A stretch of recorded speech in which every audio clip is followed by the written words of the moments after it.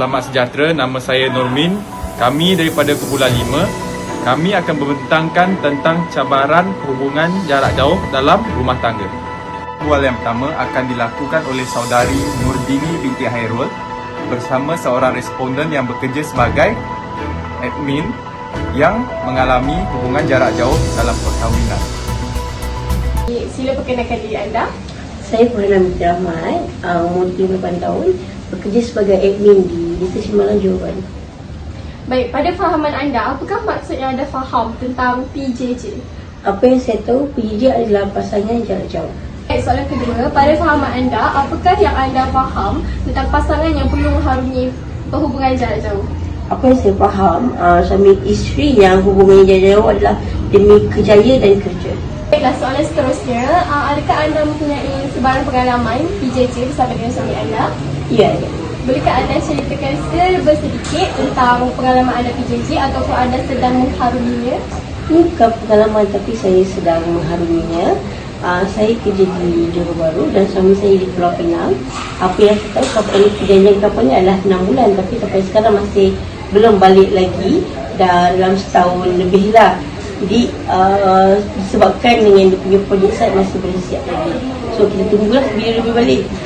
Jadi boleh tak ceritakan apa perasaan sedih ke, happy ke? Sedih tapi ada sukanya lah. Maksudnya saya boleh bersama dengan family saya. Semasa yang dia tak ada di Johor Bahru, saya duduk di rumah mak saya. So saya boleh luangkan masa penuh dengan mak saya. Soalan seterusnya, apakah pandangan anda berkenaan dengan PJJ ni? Adakah ia perlu dalam setiap hubungan ataupun tidak perlu? Kalau boleh kita bekerja biasa satu sama negeri. Tapi kalau yang jauh tu ataupun luar negeri yang lebih better, so why not? Betul? Baik, apakah cabaran semasa anda menghadapi PJJ ni bersama dengan suami anda? Apa yang paling penting sekali adalah kesetiaan dan kejujuran. Baik, kita nak tanya sikit. Kalau kita PJJ ni ada macam-macam kesan lah terhadap diri kita. Jadi, pada pandangan anda sendiri, apakah impak yang boleh beri kepada anda? Positif ataupun negatif? Dua-dua pun ada, yang penting pokok pada hati sendiri. Baik, soalan terakhir kita pada hari ini, apakah yang anda boleh beri pesanan kepada orang di luar sana yang sedang mengharungi PJJ juga? Okey, yang di luar sana haruslah jaga kesetiaan dan kejujuran untuk keharmonian keluarga, dan yang si suami haruslah jaga hati dan mata untuk si isteri, dan isteri haruslah amanah dan jujur di antara hubungan sesama sendiri. Baik, terima kasih. Temu bual yang kedua akan dilakukan oleh saudari Nur Eliana bersama seorang responden yang bekerja di sebuah kilang yang mengalami hubungan jarak jauh bersama suaminya. Saya interview Cik ni sebab saya nak tanya pendapat Cik Azmizan berkenaan perhubungan jarak jauh. Jadi apakah pendapat Cik Azmizan berkenaan perhubungan jarak jauh ni? Pada pandangan saya, PJJ ni, perhubungan jarak jauh ni merupakan satu corak hubungan antara pasangan suami isteri yang berada di lokasi yang berbeza. Contohnya, suami bekerja di Johor dan isteri menetap di Selangor ataupun negeri-negeri lain lah. Jadinya PJJ ni, perkahwinan jarak jauh ni merupakan satu amalan yang dilakukan oleh tak majoriti tapi kebanyakan pasangan di Malaysia melakukan perkara tersebut lah, atas faktor-faktor seperti kekangan dari segi kerjaya, mostlynya kebanyakannya untuk kerjaya lah. Okay. Ni saya nak tanya, bagi Cik Azmizan, perhubungan jarak jauh ni bagi kesan positif atau negatif bagi setiap pasangan tu? Bagi pendapat Cik Azmizan. Pada pandangan saya, PJJ ni dia bergantung kepada pasangan tu juga, sama ada banyak kesan positif atau negatif. Tapi saya akan bagi tahu secara umum lah dari segi yang berlaku di Malaysia dan dari segi pembacaan saya. PJJ ni kebanyakannya lebih kepada kesan negatif sekiranya sebuah pasangan tu tak dapat nak selesaikan isu dalaman yang berlaku antara mereka. Contoh macam kebanyakannya kesan negatif yang kita boleh tengok adalah kes perceraian di Malaysia, di mana kebanyakan kes perceraian yang berlaku datangnya daripada hubungan PJJ ini sendiri. Sebab apa boleh berlakunya perceraian?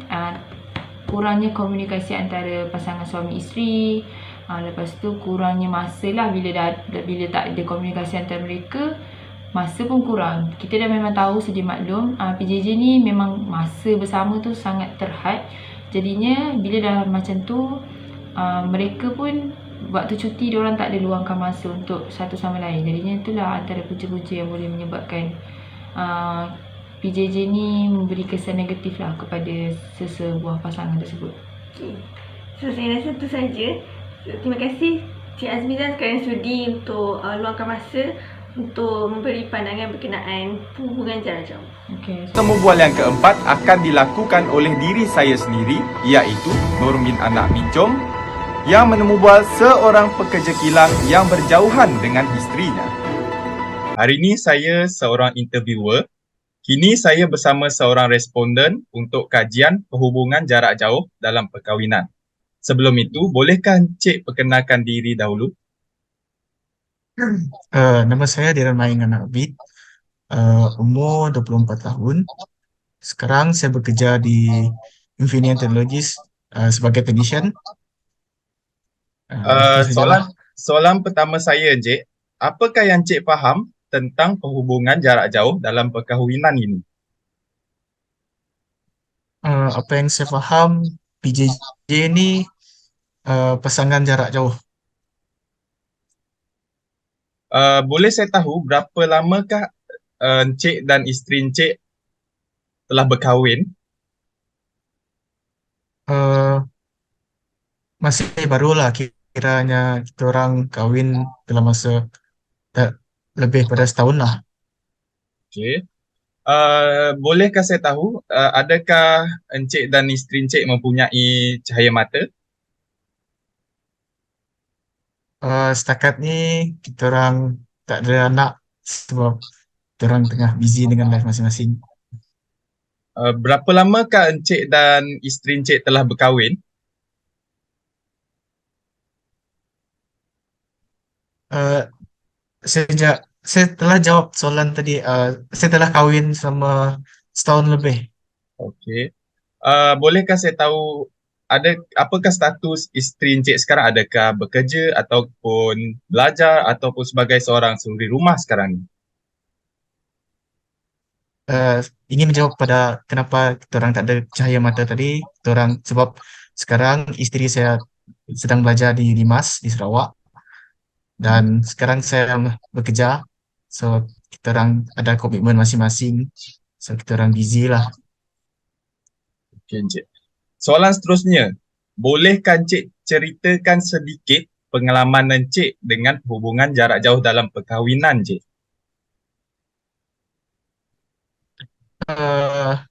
Kan saya sudah bekerja di technicians di kilang selama setahun lebih.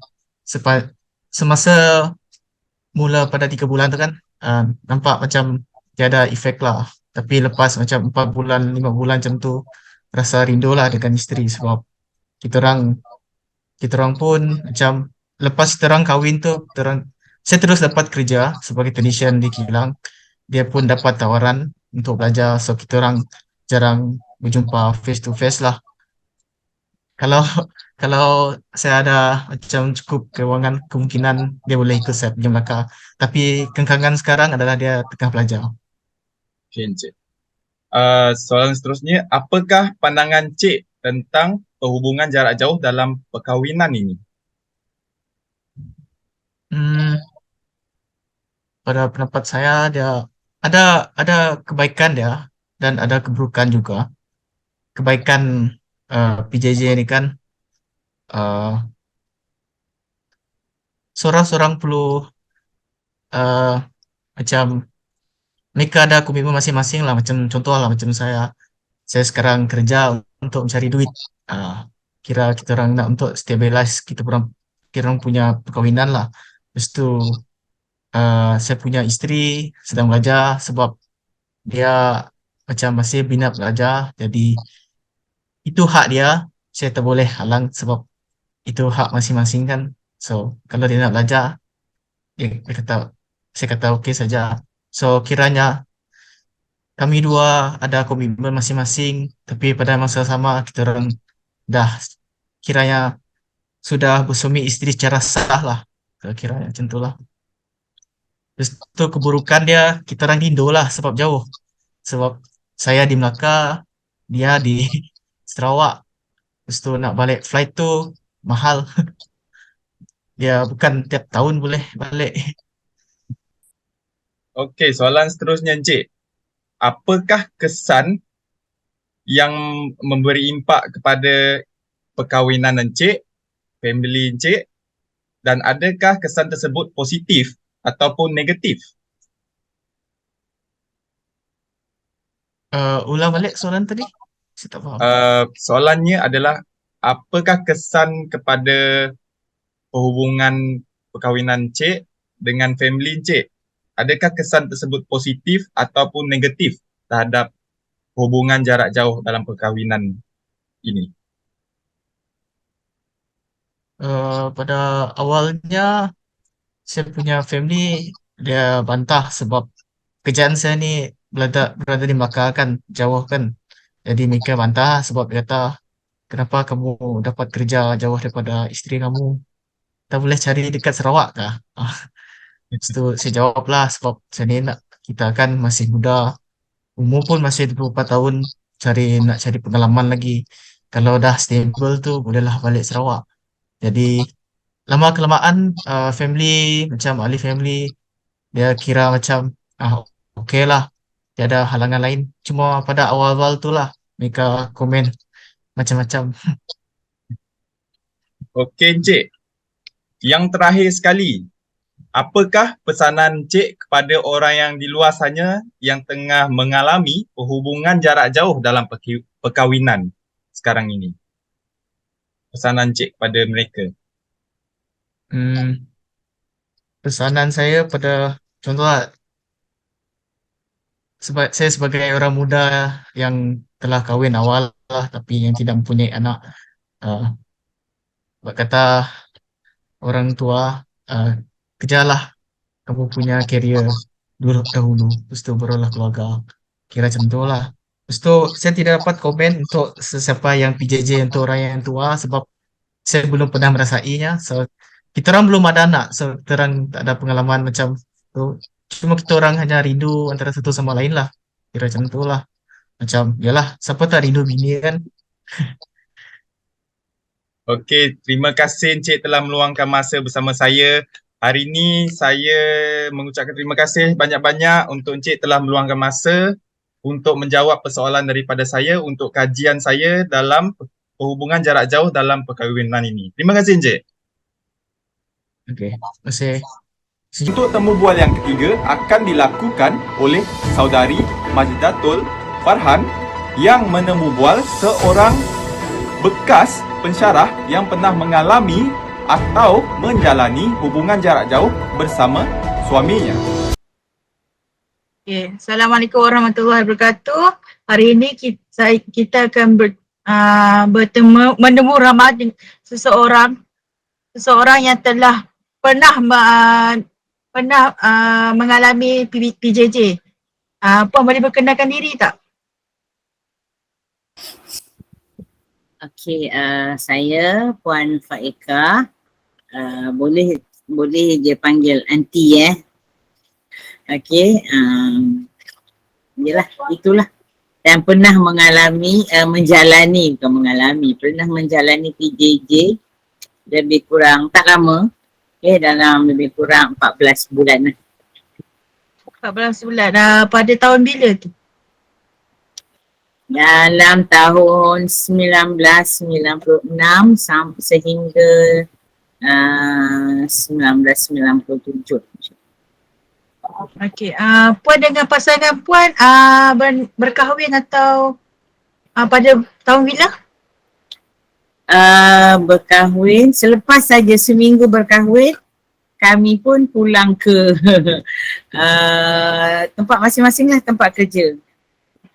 Okay, pekerjaan pada pekerjaan puan, apa menyebabkan puan mengalami PJJ? Okey, pada masa tu saya bertugas sebagai pensyarah, yang dan memang ambil masa yang lama lah untuk mohon bertukar, di utara tanah air, dan suami saya sebagai jurutera yang bekerja memang berpusat di Kuala Lumpur. So memang kekangan kerja, so kami terpaksa menjalani PJJ lah. Okey, sekarang ni Puan masih dalam PJJ atau sudah bertemu dengan pasangan atau duduk di sebumbung? Itu cerita lama, maksudnya tahun 90-an. Sekarang dalam 14 bulan saja. Dan 14 bulan. saya mengambil keputusan untuk berhenti kerja lah dan bertukar jawatan. Semata-mata Sekarang Puan sama pasangan. sekarang Puan masih dalam bekerja atau sudah bersara? Masih bekerja dan akan bersara tak lama lagi. Okey, saya nak tanya beberapa soalan. Sepanjang Puan mengalami PJJ, apa cabaran yang Puan akan dengan pasangan telah hadapi? Sama ada daripada berjauhan. Okey, cabarannya adalah dari segi keuangan lah. Keuangan. Banyak duit dihabiskan, satu untuk bil telefon. Banyak duit dihabiskan untuk dalam perjalanan, nak travel untuk berjumpa pasangan. Kami jalankan secara bergila-gila. Sekali sebulan saja. Dan travel dari segi masa lah, travelling time. Masa untuk berhubung tu dah itulah rasanya cabarannya. Keuangan lah, cabaran keuangan. Okey, cabaran yang paling amat mencabar sekali lah. Sebab Puan mengalami PJJ dah selepas Puan berkahwin. Yes, sebaik saja seminggu selepas melangsungkan perkahwinan. Yes. Sangat mencabar. Okey, soalan seterusnya. Sepanjang Puan mengalami PJJ, Puan ada tak nampak beberapa kesan positif? Maksudnya atau negatif? Okey, sebenarnya bergantung pada pasangan lah ya. Tapi secara umum, generalnya saya boleh kata yang positifnya adalah masing-masing ada masa untuk menjalani aktiviti sendiri. You have your own me time lah. Kita ada masa kita sendiri untuk sama kawan-kawan kita melakukan aktiviti kita di samping pekerjaan kita, dan pasangan kita pun ada masa dia sendirilah. Dan yang tu yang positifnya lah, sebab bukan nak kata bebas, tapi bolehlah kita mengatur kita punya masa sendiri-sendiri, so tak perlu nak ambil pertimbangkan yang satu pihak lagi kan. Itu positifnya.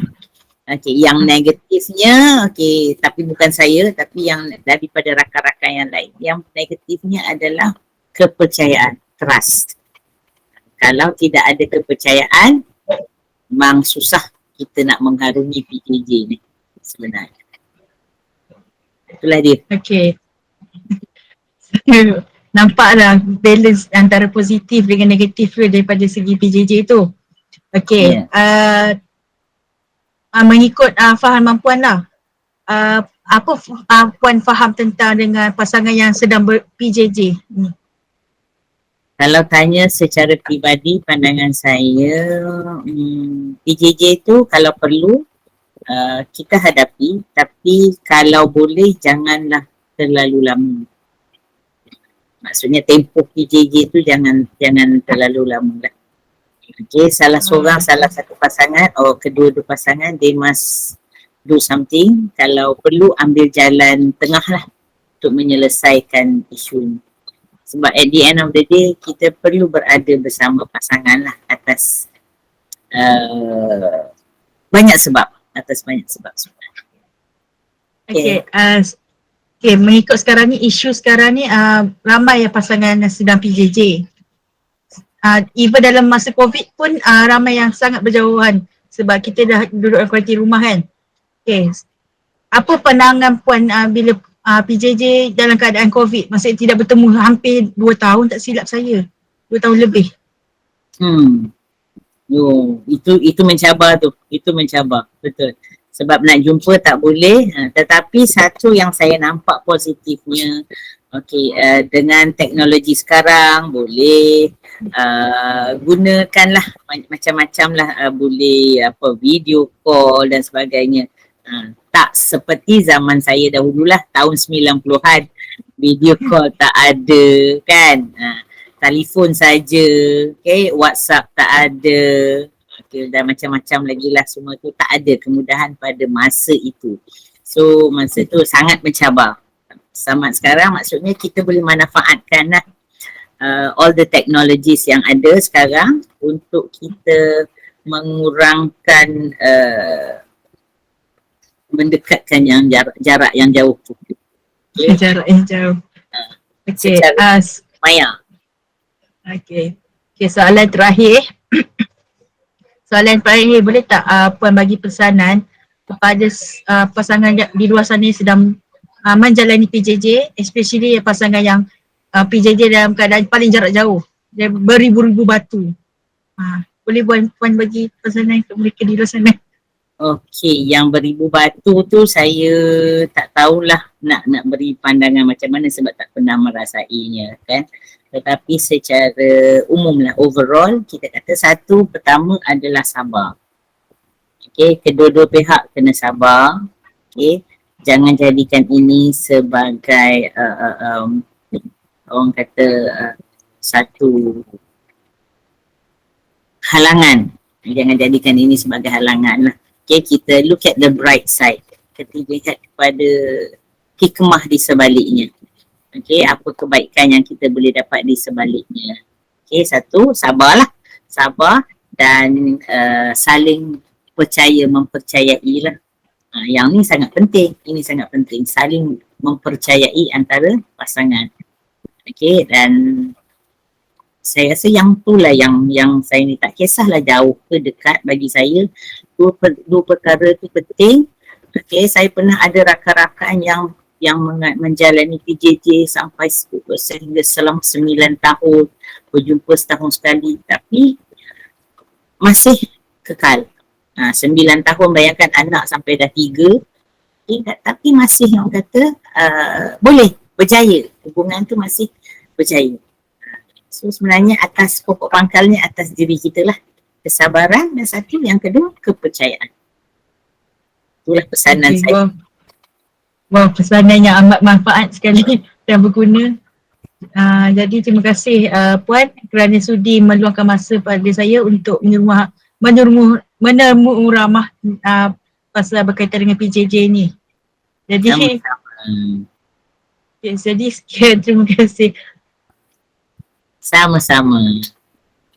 Untuk temu bual yang terakhir akan dilakukan oleh Nur Afrina bersama seorang pejabat awam yang mengalami hubungan jarak jauh bersama suaminya. Assalamualaikum, saya Nur Afrina binti Imran. Hari ini ingin menemuduga seorang penjawat awam yang pernah mempunyai hubungan jarak jauh. Assalamualaikum. Saya Junaidah binti Suman Elias Jaafar, berasal dari Kota Baru, umur 50 tahun. Bagi Puan, apa yang Puan faham mengenai hubungan jarak jauh? Hubungan jarak jauh ni ialah apabila sepasang suami isteri atau keluarga berada tinggal berjauhan di antara satu sama lain, di mana suami bekerja di tempat yang lain, berjauhan daripada isteri dia. Puan berada dalam hubungan jarak jauh ni lama mana? Saya walaupun saya berada di Kota Baru sekarang ni, pada tahun 2010 hingga 2013 saya bekerja semasa itu saya bekerja di Kuala Terengganu sebagai penjawat awam lah. Dan suami telah berpindah ke Hospital Kemaman selama 2 tahun lebih. Kami berjauhan dan anak-anak semua di bawah jagaan saya, 5 orang. Apa yang Puan rasa sebagai cabaran semasa menghadapi hubungan jarak jauh? Cabarannya memang banyak lah. Sebabnya sebelum ni segala apa tentang rumah tangga, pekerjaan, kehidupan semua dikongsi sepenuhnya bersama suami. Jadi apabila suami berpindah ke tempat lain, dan memakan masa dalam 3 jam, 2 jam lebih 3 jam perjalanan, dia hanya pulang sekali seminggu lah pada hari cuti Jumaat dan Sabtu. Jadi cabarannya bagi makcik urusan persekolahan anak-anak. 5 orang tu daripada yang berumur 5 tahun hingga yang berumur 12 tahun semuanya bersekolah. Urusan persekolahan anak-anak semua makcik handle lah. Sebelum masuk kerja, makcik kena handle semua tu, hantar ke sekolah yang berlainan. Tapi yang kecil sekali yang umur 5 tahun tu, makcik terpaksa hantar ke rumah pengasuh dulu lah. Sebabnya dia sekolah tadika, dia kan masuk dalam pukul 8, masuk kerja pukul 7. Jadi hantar ke rumah pengasuh dulu, dan rumah pengasuh yang handle lah. Jadi alhamdulillah, walaupun makcik berjauhan dengan suami, tapi dengan kerjasama, dengan pertolongan pengasuh yang sangat baik, yang makcik lah anggap sebagai warga sendiri, maka semua itu dipermudahkan lah. Bagi Puan, hubungan jarak jauh yang Puan alami ni, yang hantar anak-anak semua ni, dia memberi kesan positif atau negatif kepada Puan lah? Dari segi positif, mengajar makcik dan anak-anak untuk berdikari lah tanpa suami di sisi. Sebelum ni mungkin makcik agak bergantung kepada dia untuk menghantar dan mengambil pergi kerja. Tapi bila berjauhan daripada suami, makcik berdikari untuk membawa kereta sendiri, memandu kereta sendiri untuk menghantar ambil anak sekolah, pergi dan balik kerja, pergi ke mana-mana dengan secara berdikari. Anak-anak pun tahu berdikari lah apabila ketiadaan ayah mereka. Dari segi positif lah. Dari segi negatif, sebenarnya ia menuntut ketahanan emosi dan fizikal yang kuat. Makcik kena kuat, dan sebabnya semua kena buat secara bersendirian. Kadang-kadang disebabkan tuntutan masa dan tenaga yang diperlukan, makcik ada juga rasa stres dan sakit kepala lah. Tapi itulah, demi kerana tugas, demi kerana tuntutan kerja, semua itu perlu dilalui, dan akhirnya menjadikan kami seorang yang kuat dari segi emosi dan dari segi perhubungan. Walaupun kadang-kadang rasa tergugat juga, tapi itulah, sebagai manusia biasa kita perlu kuat. Kalau boleh Puan, boleh ke beri sedikit pesanan lah kepada pasangan-pasangan yang sedang menghadapi hubungan jarak jauh?